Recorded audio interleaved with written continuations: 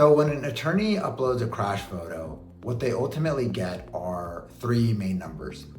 The first one is the delta V, or the change in velocity. So essentially the change in speed in which the vehicle sustained as a result of the collision, the angle of impact, as well as the time.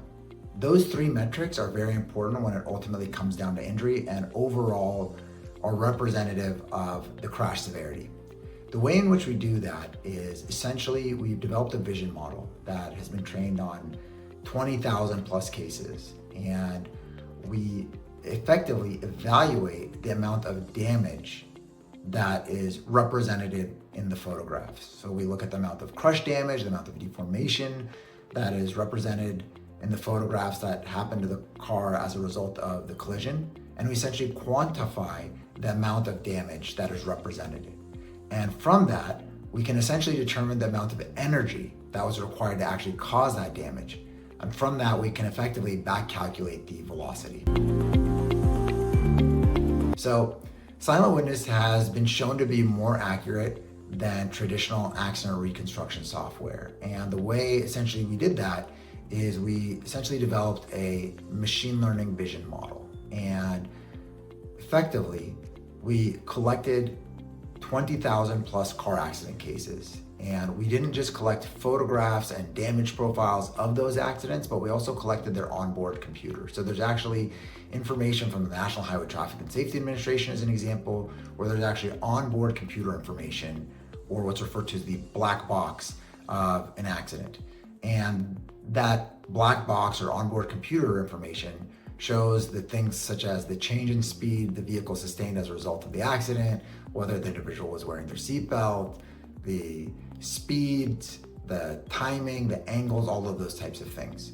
So essentially trained a vision model in order to, once somebody basically uploads a photograph, we can basically match it to similar accidents. And by virtue of that, we're actually able to very accurately predict the change in velocity the vehicle sustained, the angle, and the timing.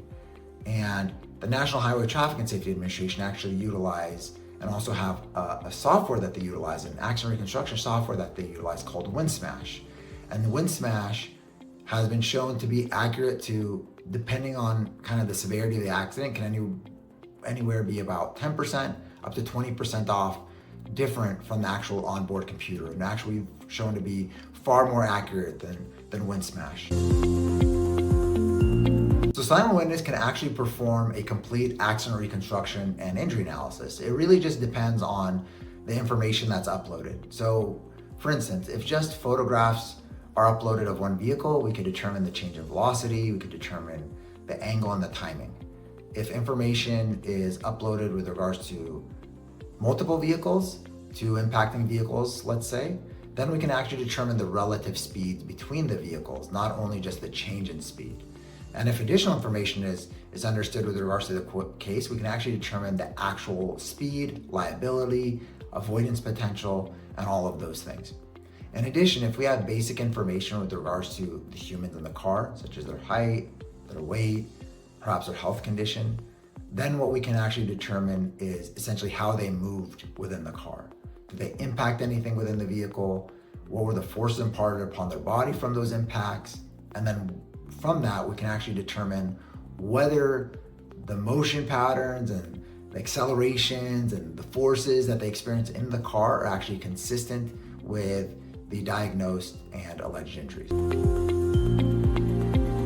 The way in which we account for the human and silent witness is that everything is highly human specific. So let's say, for example, this individual presents with some sort of pre-existing conditions.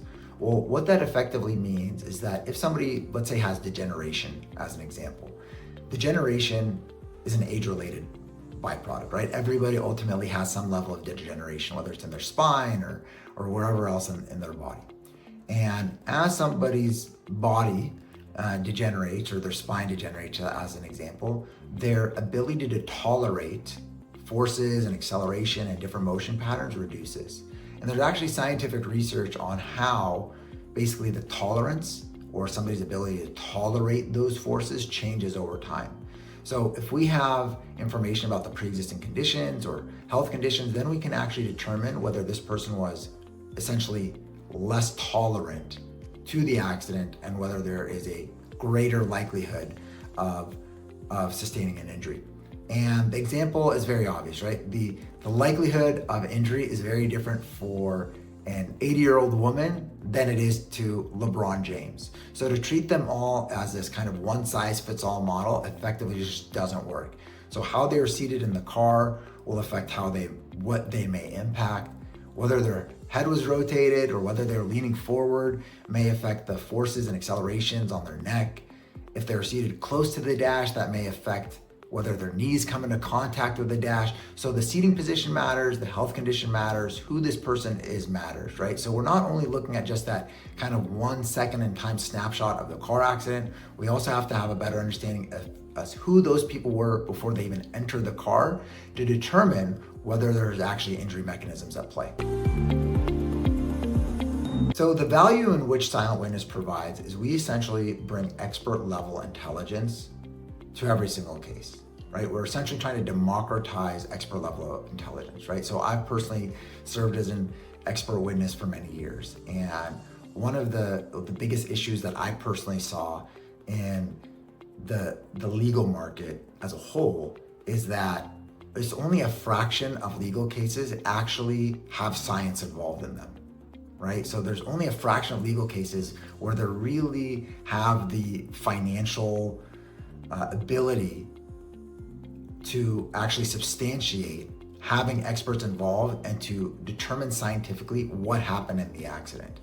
And the goal of silent witness is that we effectively want to democratize that. We want to be able to bring expert level of intelligence to every single case. So what are the weaknesses of this case? What are the strengths of the case? Are there ever any evidentiary gaps? What's the speeds involved? Who is really at fault for the accident, or can that even be determined? Or what are the limitations in being able to determine that? Were these injuries consistent or not? And what we do is we ultimately present an overall case score to attorneys. And we basically tell them whether this case is essentially good or bad on a 0 to 100 scale. And then we break down as to why that is across a variety of factors: injury causation, the severity of the accident, the liability, the evidence presented, what have you. And that's kind of like an overall snapshot. But in addition to that, we actually go into the meat and bones, like the actual science that was involved. What were the speeds? What were the changes in speed? What was the likely cause of the accident? Or are there limits in actually understanding that cause? Like how did the human being move in the accident? What were the forces imparted upon their body? Are those consistent or inconsistent with injury? So silent witness effectively captures all of that.